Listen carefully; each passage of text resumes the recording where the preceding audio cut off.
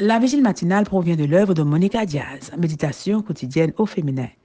La méditation de ce matin, aujourd'hui, 15 octobre 2024, est tirée de Matthieu 27, verset 54.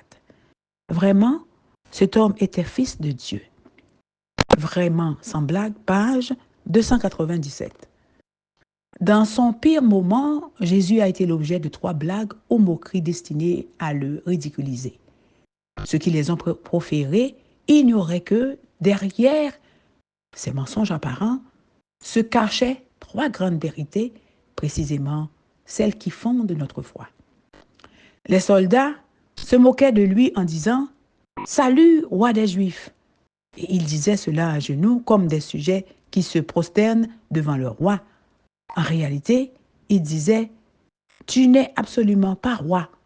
Si tu l'étais, tu ne serais pas ici. Où finissent les criminels ?»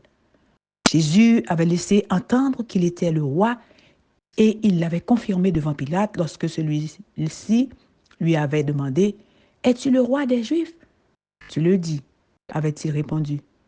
Mais les soldats ne savaient pas ce que nous savons, que Jésus serait ressuscité et emmené sur le trône céleste. Vérité numéro 1, Jésus est le roi, non pas des Juifs, mais de l'univers. Amen. Les principaux sacrificateurs, avec les scribes et les anciens, se moquaient aussi de lui et disaient « Il a sauvé les autres et il ne peut se sauver lui-même. » L'ironie était claire. Un sauveur qui prétend ressusciter les morts, rendre la vue aux aveugles, la liberté aux captifs et la santé aux malades, mais qui n'est pas capable de sauver lui-même de cette mort honteuse. Ce qu'il ne savait pas, c'est que s'il s'était sauvé lui-même, il n'aurait pas pu sauver l'humanité. C'est précisément celui qui ne sauve pas qui est en mesure de sauver les autres en donnant sa vie pour eux.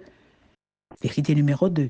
Par amour, pour nous, Jésus a choisi de ne pas éviter la croix.